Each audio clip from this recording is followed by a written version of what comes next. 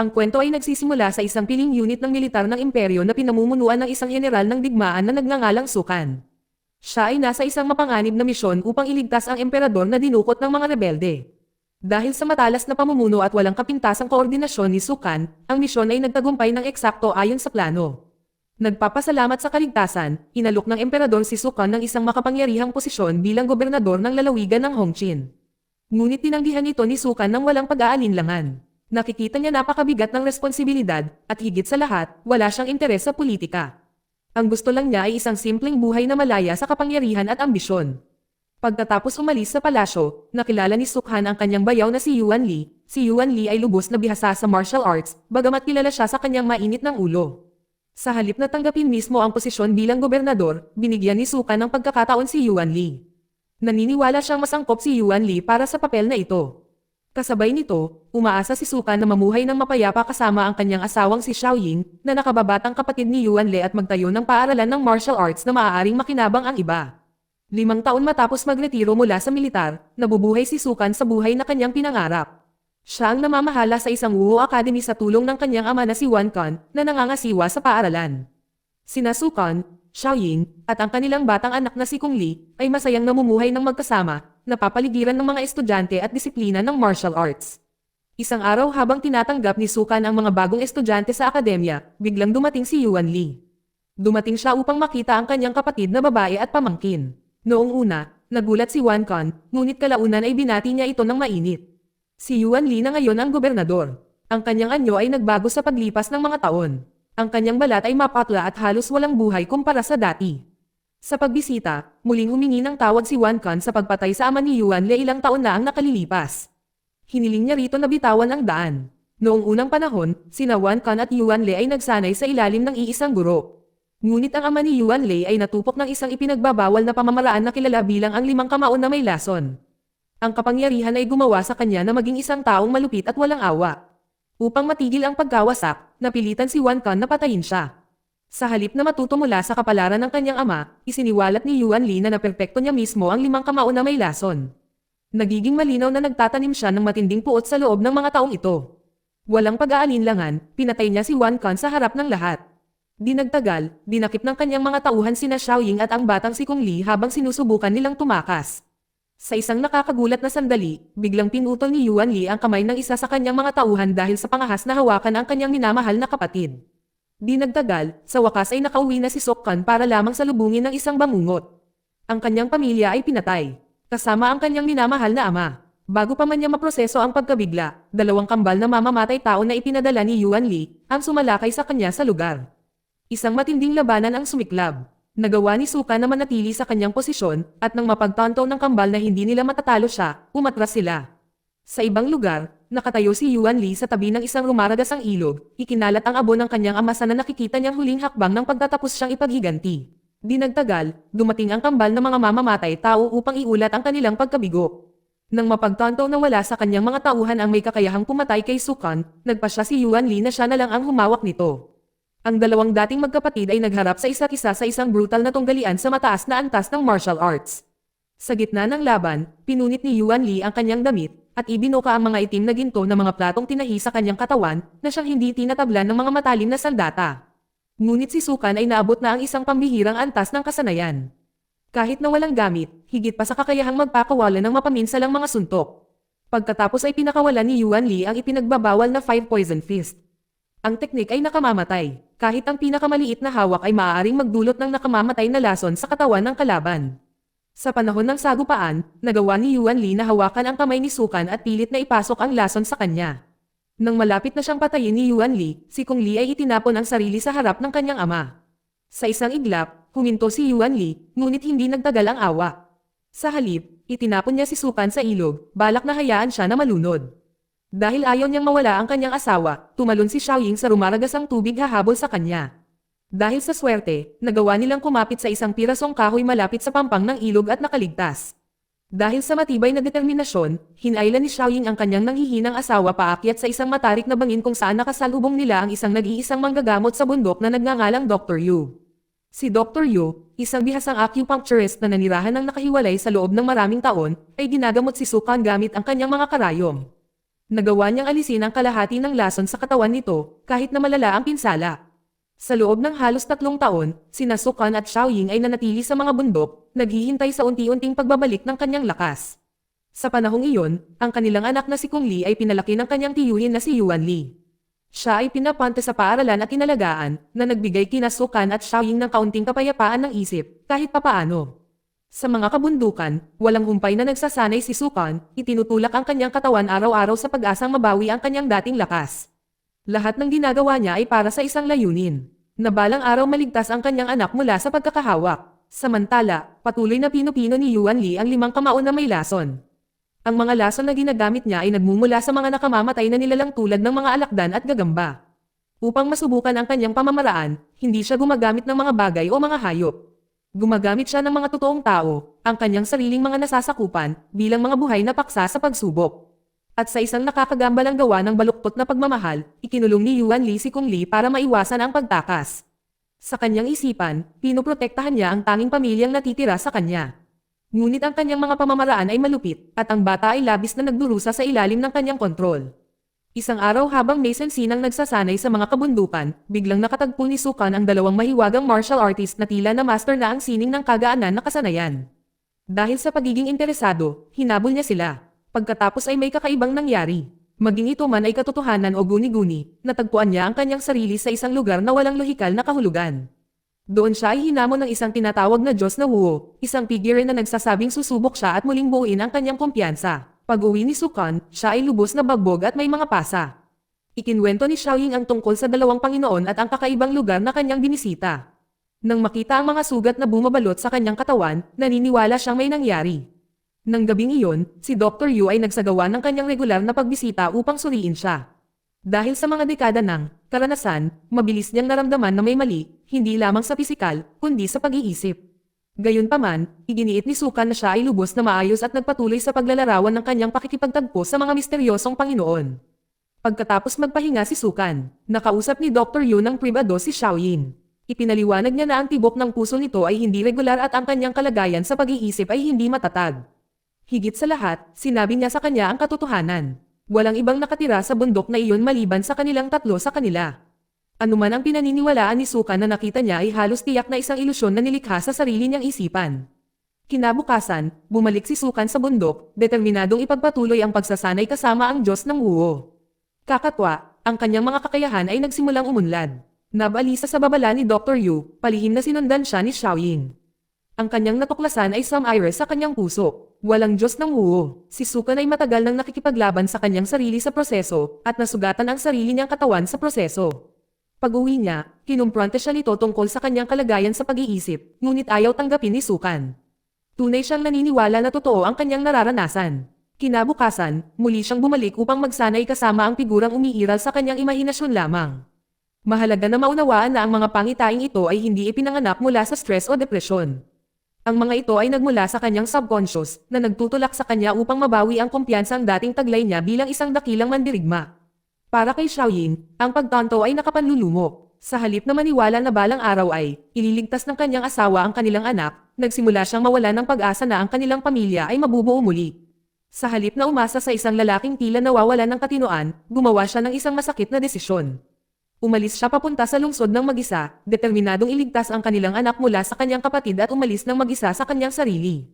Samantala, ipinagpatuloy ni Sukan ang kanyang mga haka-haka na labanan. Matapos matalo ng maraming beses, sa wakas ay natalo niya ang Wuo God gamit ang isang malakas na suntok. Dahil napag-aralan na niya ang bawat teknik sa ilusyong iyon, naghanda siyang harapin ang isa pang taong tao, ang lasing na Diyos. Ngunit nang siya ay sumalakay, ang kanyang mga suntok ay dumaan sa hanging walang laman. Sa sandaling iyon, sa wakas ay naunawaan niya na tama ang kanyang asawa. Wala sa ito ang totoo. Dahil ayaw niyang manatiling nakakulong sa kanyang sariling isipan o biguan pa si Xiaoying, pinilit ni Sukan ang sarili na bitawan ang ilusyon at bumalik sa realidad. Ngunit napagtanto niya na huli na ang lahat. Wala na si Xiaoying, nag-iwan siya ng mensahe na nagpapaliwanag na ililigtas niya ang kanilang anak ng mag-isa upang balang araw ay muling mabuo ang kanilang pamilya. Hindi nagtagal, dumating si Xiaoying sa tirahan ni Gobernador Yuan Li, ang kanyang kapatid. Pagkatapos ng 3 mahabang taon na pagkakahiwalay, sa wakas ay nakita niya muli ang kanyang anak. Ang muling pagsasama ay madamdamin, at sa isang maikling sandali, parang bumalik ang pag-asa. Ngunit ang kaligayahang iyon ay nawala ng agad na humakbang si Yuan Li at niyakap sila. Dumating si Xiaoying na nakahanda. Nakatago sa kanya ang isang maliit, napahasang piraso ng kahoy na dala niya mula sa kagubatan. Balak niyang patayin ang sarili niyang kapatid, ngunit si Yuan Li ay malayo sa isang madaling kalaban. Bago pa lumala ang sitwasyon biglang dumating si Sukan. Sa kabila ng kakaiba at halos hindi makatwirang pagsasanay na pinagdaanan niya sa kabundukan, ang mga kasanayan ni Sukan ay totoo. Madali niyang natalo ang kambal ng mga mamamatay tao na dating umatake sa kanya. Napagtanto na hindi titigil si Sukan, mabilis na inutusan ni Yuan Lei ang kanyang mga tauhan na kunin si Xiaoying. Dinala nila siya sa kagubatan at inilibing siya ng buhay sa loob ng isang kahon. Itinago ang lokasyon upang walang sino man ang makahanap dito. Ginawa ito ni Yuan Li nang sinasadya, hindi lamang upang lipulin siya, kundi upang tuluyang masira si Sukan. Kung hindi niya kayang makasama ang kanyang kapatid na babae, mas gugustuhin pa niyang mawala ito ng tuluyan kaysa sa muling makasama ang kanyang asawa. Pagkatapos may sigawa ang libing, ang dalawang gwardya ay bumalik upang iulat ang kanilang gawain. Si Yuan Li, determinadong ilihim ang lokasyon, ay pinatay silang dalawa ng walang pag-aalinlangan. Dahil natalo ang kambal na mamamatay tao, nagsimula ang huling paghaharap. Sina Sukan at Yuan Li ay nagharap sa isa't isa sa isang brutal na laban sa loob ng isang silid sa ilalim ng lupa. Ang estilo ni Sukan ay lubhang nagbago sa nakalipas na 3 taon. Kahit na ang katawan ni Yuan Lei ay protektado ng itim na gintong baluti na tinahi sa kanyang laman, ang bilis at lakas ni Sukan ay malinaw na nalampasan siya. Paulit-ulit, ibinabagsak niya si Yuan Li sa lupa. Sinusubukang mabawi ang kontrol, inilipat ni Yuan Li ang laban sa isang makitid na balon na puno ng mga ahas. Ngunit nang lumabas sila, binago ni Sukan ang takbo sa pamamagitan ng pagpapabilis ng kanyang mga pag-atake. Nagawa pa niyang punatin ang bahagi ng itim na gintong patong mula sa katawan ni Yuan Li. Dahil alam niyang hindi niya hahayaang mahawakan siya muli ng 5 lason na kamao, ibinalot ni Sukan ang mga kid ng bakal sa kanyang mga kamay bilang proteksyon. Sa walang humpay na mga suntok, sa wakas ay natalo niya si Yuan Li at pinabagsak ito. Habang naghahanda si Sukan na patayin siya, sinubukan ni Kung Li na pigilan ang kanyang ama. Ngunit nabulag ng galit at kalungkutan, hindi pinansin ni Sukan ang babala at pinatay si Yuan Li.